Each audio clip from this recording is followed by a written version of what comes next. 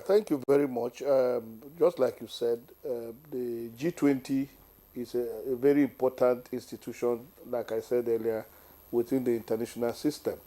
You could see that China is represented there. You could see the president of the United States. You could see the president of France. You could see India. So most of the large economy are involved. Um, One thing, just like you have said, poverty constitutes a very serious challenge to the world, and that is why at the United Nations, the issue of sustainable development goals, we are in 2024, just years to 2030, and I don't think we have been able to meet up to 35% of meeting the SDGs. So there's a lot of vacuum. There's a lot of room for improvement. Just like I agree with you, most of the poverty eradication programs that we have embarked on over the years, whether it's NAPEP, whether it's seeds, which later became needs, most of our programs have really not been able to make the necessary impact.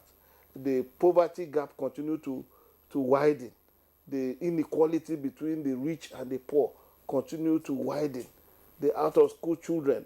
So I agree that most of these poverty eradication programs have really not made the type of impact that we desire. Our only hope is that with this renewed vigor, that Mr. President is putting in, by putting pressure on the G20 to give priority to have this alliance that will really take on poverty head on. Because yes, we say that we have done a lot in terms of eradicating poverty, but the truth of the matter is that there's a lot of unemployment. There's a lot of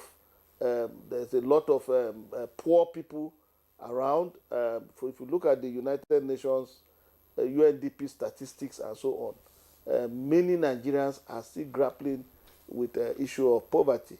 So at the world stage, we need a concerted effort to be able to address this issue of poverty. And the man from the Nigerian Institute of International Affairs made a very, very important point: the issue of reforms of global institutions. And that does dive into the question you have asked me. Currently, within the United Nations and within most of the international global institutions, Africa is not adequately being represented. And I'm happy that Mr. President made this point very, very clear, that there is need to reform these global institutions so that we can have a voice at the table where these issues are being discussed. All right. And Mr. President made it very clear that we need to be involved. And then we cannot talk about poverty without looking at the impact of climate change, because climate change is even contributing to the poverty more than anything, especially even in the livestock sector that we are talking about. All right. Yeah. Thank you very much.